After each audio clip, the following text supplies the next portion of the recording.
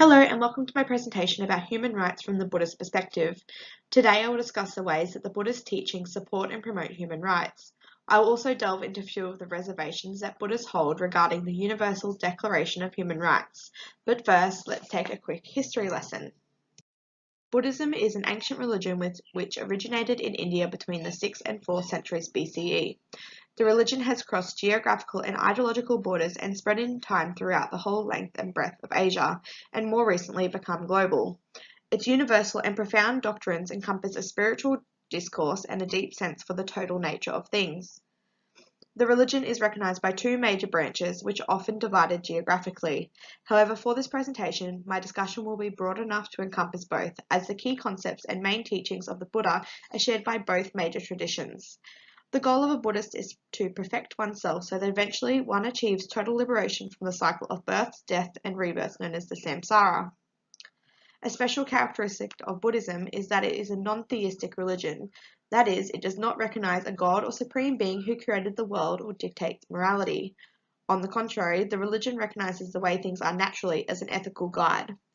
However, the religion does have a spiritual leader. The Dalai Lama is a title given to an authoritative figure who holds together different religious and regional groups and represents and guides Buddhist values and traditions. An analysis of the affirmations of Buddhist human rights might begin in 1956 when an untouchable Hindu converted to Buddhism. In the next several years, around 4 million untouchables were to follow and vastly grow the religion. Historically, the Buddha transformed attitudes and respect of obedience into a universal morality. And by admitting members of low caste and women into the community, the Buddha took firm steps to destroy the system of inequality. But when deciding what the Buddhist perspective is on ethics and human rights, the scriptures alone are not enough. Since ethical issues and human rights are new and did not take place in Buddha's time, one cannot find any direct reference or precise definition of them in the scriptures.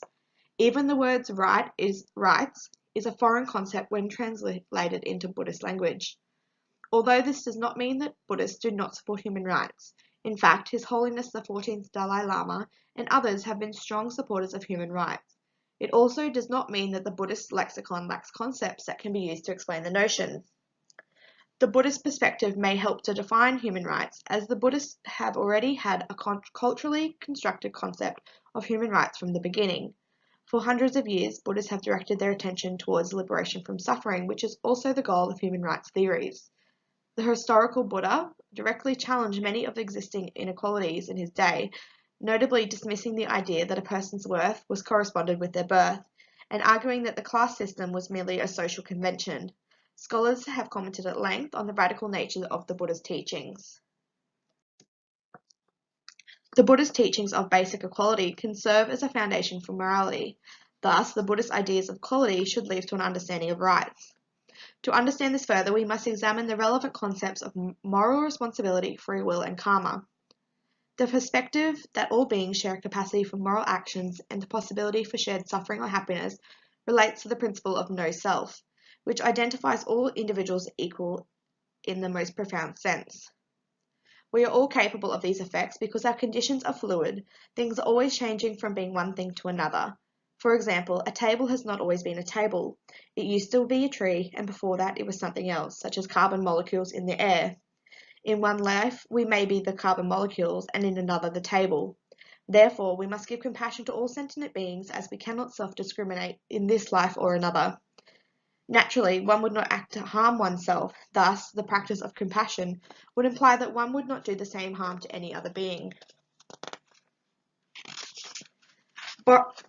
Buddhist morality stems from compassion and the idea that our shared suffering and the natural wish to be free from it, which is fundamental to equality. For Buddhists, the responsibility for oneself and the responsibility for one's fellow human beings and other beings are seen to be closely tied together. Protecting oneself protects others, and protecting others protects oneself. Another key doctrine in Buddhism, which is relevant here, is the law of karma, which roughly says that any action will have consequences into the future. It is also an explanation of why current circumstances come to be. The salient point is intention, since the consequences of action depend largely on the intention that motivates the action.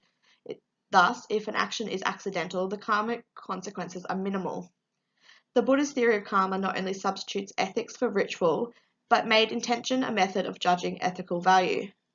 This implied on an ethical plane that all human beings are equal, even if they differ in their capacity for making moral judgments. These traditional ethical ideas can still serve as a basic for human rights among new diverse social and political realities.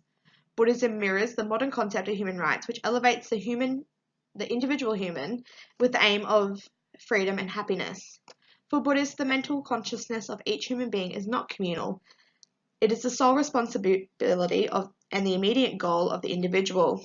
Again, this goal is compatible with human rights theories because it expands to a democratic, liberal environment. Human rights are the language of contemporary global society, evidently as it is spoken about at elite international gatherings. They serve as an important function in human communication and is what the Dalai Lama has called a universal sense of responsibility.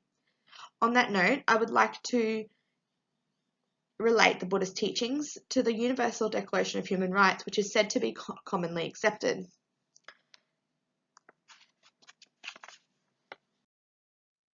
First and foremost, the Buddhist sees the concept of human rights as a legal extension of human nature, where rights flow naturally from human relations. But this presents a problem, as human nature is subjective matter, which can neither be legislated or measured. But make no mistake, the Dalai Lama still believes that precautions for protecting human rights are necessary. To quote him, "It is necessary to have legislation and international conventions in place as safeguards."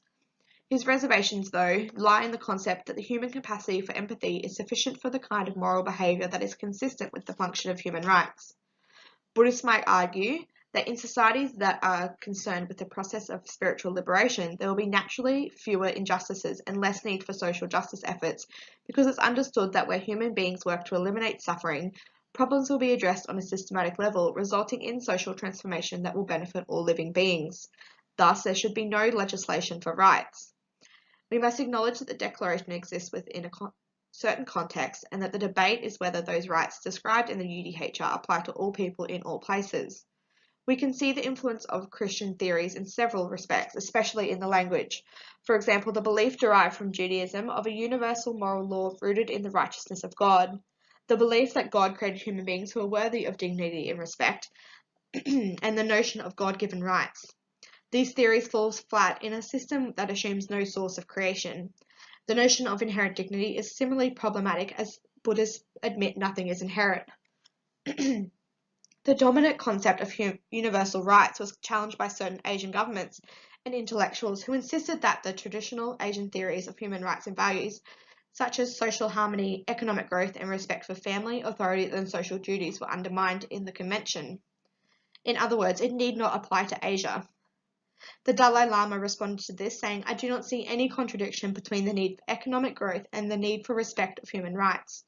The rich diversity of cultures and religions should help to strengthen the fundamental rights in all communities, because underlying this diversity are fundamental principles which bind us."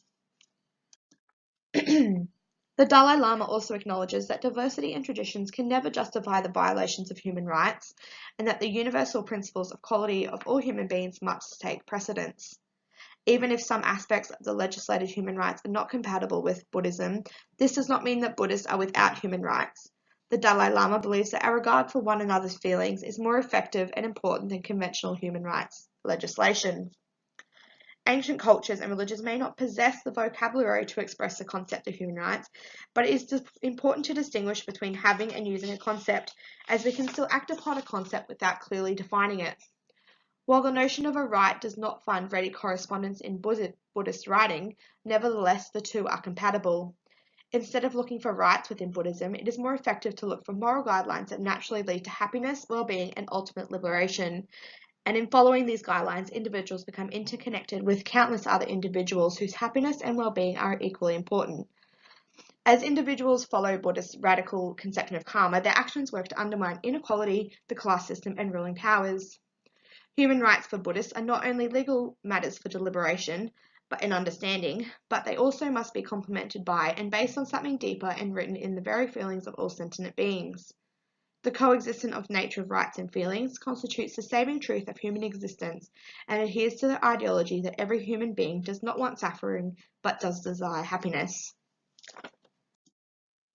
Thank you for taking the time to listen to my presentation today. I hope this invokes questions and discussions around the Buddhist perspective of human rights.